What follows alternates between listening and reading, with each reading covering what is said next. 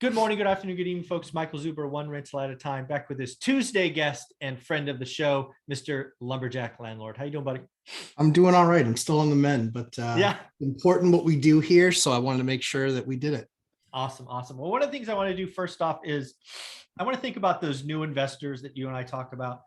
Many of them will have zero. Many of them will have been to YouTube University or Bigger Pockets. Maybe they have, maybe they're an accidental landlord, right? They sold their house and started renting it out. But I want to talk about some of the common mistakes that we see, because I think it's important for people maybe to hear us talk about it. And that way they could ask themselves if they are making some of these, because they're a lot more common. We see lots of the same things. Yeah. And so we're going to play tennis. We're going to go back and forth a few times. As the guest, I will let you go first. I think the biggest one, and I'm guilty of doing it too, is lack of patience. Lack of patience got me. I bought my worst deal was my 1, 2, 3, 4. I think was my fourth deal was my worst deal. Mm-hmm. And it was just, I got impatient and I paid way too much for not nearly enough return and not nearly enough, CapEx and vacancy and transitional neighborhood. I mean, I was joking with somebody this week how I made every mistake possible on that deal. Right. And I paid for it. I bought that deal in 2005 and I couldn't sell it until 2018. Wow. It's still the only piece of property I've ever lost money on. Yeah. Yeah. And I hope people are hearing that, because I see a lot of that today. We're going to talk about that again in episode 2, but there's a lot of people out there that are interested, and maybe they have some money. Maybe they've been saving forever. Maybe they had a liquidity event in the stock market, who knows, but they feel like they almost have to rush, and they're behind the curve. I promise you, you're not behind the curve. You need to slow down. You need to do the work, all of those things. So the biggest one I'll start with is, it's rule number 1 for me is focus, right? I call it a buy box because I'm trying to simplify things, but it is amazing how many people I talk to who are excited, energetic, and they're all over the place. Yeah. It's just like, oh man, Texas, oh Florida, oh Ohio, oh California, oh this, oh that, oh flip, oh syndication, oh mobile homes. I'm like, whoa, dude, you need to slow down and go fast, because right now, I mean, I've been doing this 21 years and I can't keep up. So really, come on, folks, slow down. Yep. Slow down. Yeah, I think that's important. Yeah, I think patience, I think, like you were saying, which is really that focus, really knowing what you know. And I think, so I'll take the other side of that too, which is people that overthink stuff. And you're just like, dude, you have beat the crap out of your spreadsheet. Yeah. It told you what the number was. Is that, or is it not, a good or great deal? If it fits in good or great, that's where guys that are elite like us, we don't mess around. Yeah. As soon as we see the number is what the number is, the offer goes in. It's period, end of story. And let's make it as good of an offer as we can. Dress it up, give terms, whatever we find those top 3 most important things to the seller are. We're having that conversation on every single deal. Right. And getting that feedback and then structuring our deal so it hits all 3 of their main points. Yeah. And it's not always price. So I think that very often, I think we're going to think about it for 48 hours and then we'll circle back with you. Dude, I'll be under contract. I'll have already had my inspections scheduled. Yeah. Like I already have a letter from the bank. I mean, like 48 hours, you're a dinosaur. Yeah. So that's one of the nice things that I know we're both looking forward to is in the coming shift in this market is, okay, I don't have to have an offer in day 1. Although I still believe that if you can still do that, you're going to be ahead. Yeah, absolutely. That's how you get ahead, Yeah. And that's why I've gotten so focused on trying to tell people what to look for, right? I tell them it's going to take 60 or 90 days. Yeah. And all you're trying to do there is you're trying to figure out average. Yeah. Too many people hear me talk about 60 or 90 days, and they, for whatever reason, even though I never say it, they hear it takes 60 or 90 days to find a good or great deal. No, I never said that. Mm-mm. I said it takes you 60 or 90 days to figure average for your buy box.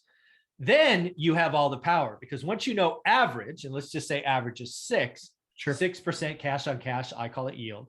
You can go look for and buy 8s, 9s, and 10s. That's right. Now, it's not easy. It may take you 6 months in this crazy market, but you're not allowed to write offers until you can tell me or anybody else what average is. It's one of the greatest things I've come at by teaching is to get to that answer, right? Figure out average, then do good or great. Because too many people, like, the second word out of their mouth is, I'll buy a great deal. Like, how do you know what a great deal is? I mean, Exactly. you've looked at 3 pieces of real estate. What are we doing? Yeah. I heard, I was talking to an agent and she says, it's a really good deal. I was like, show me the math. Compared to what? Yeah. Why? And she's like, well, I mean, it just looks like a good deal. I go, based on what? I was like, I'm going to wreck you. I said, do not do that. I said, listen, all due respect, you're a newer broker. I'm not. I've done this for 20 years. I've done more deals in the last year than you've done in your career. So let's not be telling me it's a good deal. I'll assess whether or not it's a good deal. But if you want to get my attention, you show me it's a good deal. Yeah. Tell me why. Yeah, exactly. Yeah. And it's so funny because it's like, I said it in an interview this last week. I said 80% of real estate agents are completely useless. They don't know anything about, they don't know their market nearly as well as certainly any of the students in your course, and certainly not any good investor. Yeah, no question. 80% of them. And then there's 15% that, they're functional, they can do the job. And then there's 5% that are really good and they understand the market. And that's probably even being a little bit generous. But 80% are garbage. And honestly, they should look for a different trade because they're going to go hungry in the next 2 years. So I just think that people have to study. They have to do the work. They have to have that daily consistency. They have to be patient. But if they know the numbers, then they're the ones telling their agent, this is the deal. This is the deal that I'm going to move forward on. And let's put together an attractive offer. Yeah. Yeah. The next one for me is you've got to get around other people that are doing the work, right? Some of this is managing. I think it's rule number 7 of my rules is you got to manage your personal network. But what I would tell a new person, I don't know that I would have thought this a year ago, but after watching our private Facebook group, which are a part of One Rental at a Time Works, that comes for free with my course, watching those 1,100 or now maybe 1,200 folks interact every day is that's what you want. There are people that don't have a deal that are asking questions. There are people that have deals that are doing the work. There are people that are sharing wins. They're sharing struggles. You've got to get around other people that are doing the work and speaking the same vocabulary, right? If you're in my group, you're going to have done my work. You're going to talk about yield. You're going to talk about network, all of these things. And then all the bonus sections, the 4, 3, 2, 1. It's amazing how many people are house hacking. You're house hacking with one rental at a time. That's not me. That's Matt. That's Dion. That's Anna. That's Todd. That's these other excellent experts that brought it. And I got to tell a lot of people, one of the things you're missing out on, either A, being like me the first 5 years, I was on my computer, immersing Michael Zuber in Fresno. I should have been immersing myself in the network of others doing the deal or in Fresno, because I would be so much further along. I would have avoided some errors, met some very interesting people. We would have grown together, and you just can't fathom how important it is getting around other like-minded people that are doing the same things. The fact that Facebook group is free with the course is crazy, but it is and will continue to be. Yeah, I mean, it's funny because it's, network really is extremely important. It just is. And I think that too many newbies don't spend enough time and put enough value in that. And I think that having that conversation, and if you picture what your conversations were 3 months ago, and now what your conversations are, when you're a part of the Facebook group, when you're a part of watching, specials every single day, when you're immersing yourself in that, the conversation you're having now versus 3 months ago is light years past where you were. And you can expect that again in the next 3 months. You have to keep on putting in that time, keep on immersing yourself and creating that network. My top broker is 27. Oh, that is awesome. He's not, and the whole reason that I literally looked to shift from my previous broker was because I was telling him the deals I wanted to see. And so when I found somebody that was just unbelievably hungry and was like, I'll learn it, I'll understand it, point me in the right direction, and figured the rest of the stuff out. Now it's funny. He did 100 sides last year. Wow. Good for him. 27. Yeah. 27. He did 100 sides, and he has an assistant and he has one full-time broker and one part-time broker on his team. And he did 100 sides. Yeah. So he now, the Gordon Gecko, he brings me information. I'm not just calling him up saying, I want to go see this, so he's been fantastic. And I never would have picked a 27-year-old kid, quite frankly, to be my top broker. He earned the spot. Yeah. He earned the spot. And so I think that people need to always have those conversations with brokers. Don't immediately write somebody off because they're young or inexperienced. See how hungry they are. See how much they're going to go after it. Because I started with him, he got in the business at 23. I think we did our first deal when he was 24. And I think since we've probably done $5 or $6 million worth of deals. Wow. Good for him. Great for him. He's awesome. And so he's literally somebody that if he stays in the business, which I can't imagine he wouldn't, but if he's somebody that stays in the business, my kids will be doing business with him. Yeah, absolutely. Yeah. Which I love. Yeah. So that network and creating your net worth is just so important. And I think that's a big thing that newbies miss out on. Very cool. All right. What do you got? What's your next one? I would say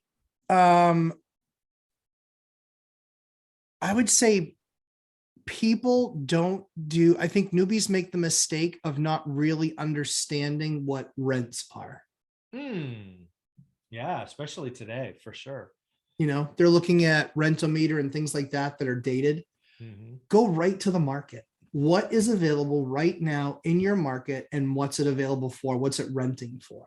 Yeah. And that's something that I think so many newbies miss out on.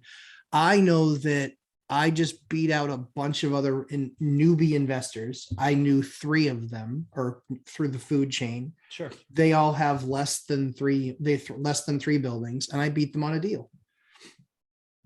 And somebody had the balls to say that I overpaid. So I shared with them the math. Yeah. And I said, hey, just so you know, here's the math. This is how little I overpaid. Yeah. They're like, you're not going to get $3,000 a unit. Lease is already signed. Yeah, exactly. Lease is already signed. And they were like, I was like, what were you counting on that unit for? 2,400. Yeah, that's why your numbers suck. They didn't work. Yeah, exactly. You are, look, quick math says 30% under the rental. This is so important because one of the things you're going to do when you build my spreadsheet, right, which is step 1 of the course, is you're going to find out, you're going to go online first, which you should.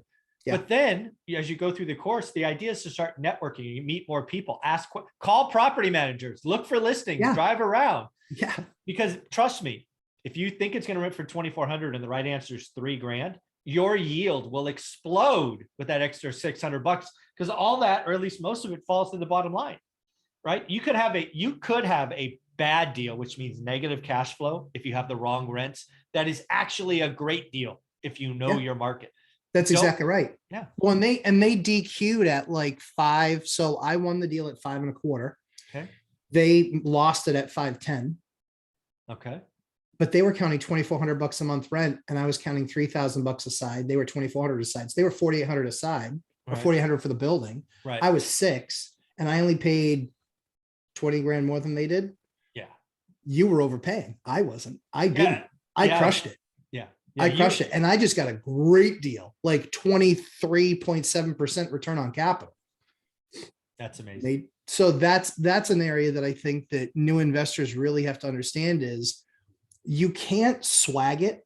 If you really want to know, you really need to know what your deal is. What is your actually return going to be? Not, well, it's going to be about 15%. No, it's not. Yeah. No. Yeah. Yeah. My number's this. This is what it is based on what I know I can get rents for. Now, I just had an argument with an appraiser. They're like, rents aren't that high. Oh, really? Oh, really? How many rental units do you have in this market? Yeah. The guy was being a jerk. Yeah. He was, and I just said to him, I said, listen, I said, I don't understand why an appraiser would not listen to a landlord from that area that has 106 units in that market. Yeah. And you're telling me that my rents are wrong. I have people paying that amount. You have anecdotal evidence at best. Right. So that I actually said to them, and he was fighting me on the number, and he said the building's worth 560. I said, I'll buy 10 of them tomorrow.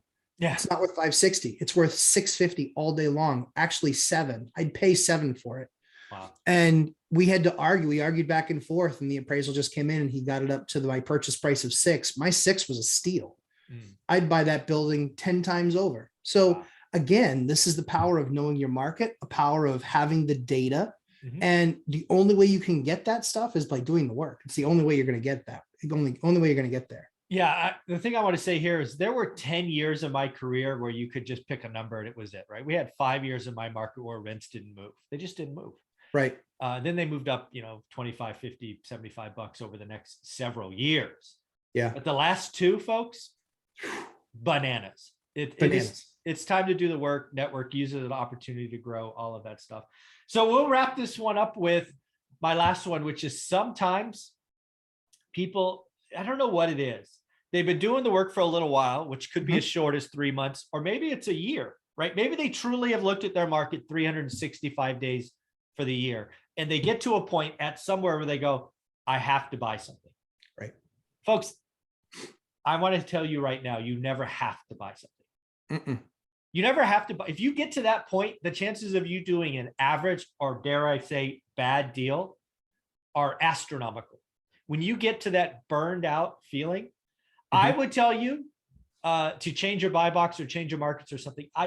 It's never okay just to buy something. You are talking about buying something that could be tens, if not hundreds of thousands of dollars, that if you buy the wrong one, it will be the only one you ever buy because it will eat you alive and you will sell it for a loss. Don't do it. Don't do it. I did it. It hurt bad. 05. I mean, that deal took me out of doing other deals. Yeah. You just had to slog through it. Yeah. I spent, my deposit was $80,000 on that building. It kept me from being able to buy my next building for literally, I think, for 2 years. And that building was, I paid $350 for it in 05. In 2018, I sold it for $315. My monthly nut on that building was like $2,400 a month. And the number of times that we covered our mortgage in a month in the first 5 years we owned that building was slim to none. It was almost nothing. Yeah. So it was pretty bad. So that's a real opportunity for people to make sure that they avoid making that mistake. It put me out of the market for 2 years. It had an asset that, when I sold it, I got 70 or 80 grand, but it hurt. It hurt bad. It hurt bad. Yeah, really bad. Yeah. So folks, again, what we're trying to do here on the channel, One Rental at a Time, is help you move forward. If you want to do the work, my course below, How to Get Started One Rental at a Time, is the cheapest thing out there. Both Matt and I are part of it. Bonus, private network, all that good stuff. Buy it today, do the work. Matt, how can people find you? Lumberjack Landlord on YouTube and Lumberjack Landlord on Instagram. I have been suffering from the illness, and so I will be posting again starting tonight. It's been a long 2 weeks. Yeah, you sound a little better. Yeah, last week I'm getting better really, really slowly. All right, man. Take care of yourself. Thanks. Thanks, Mike.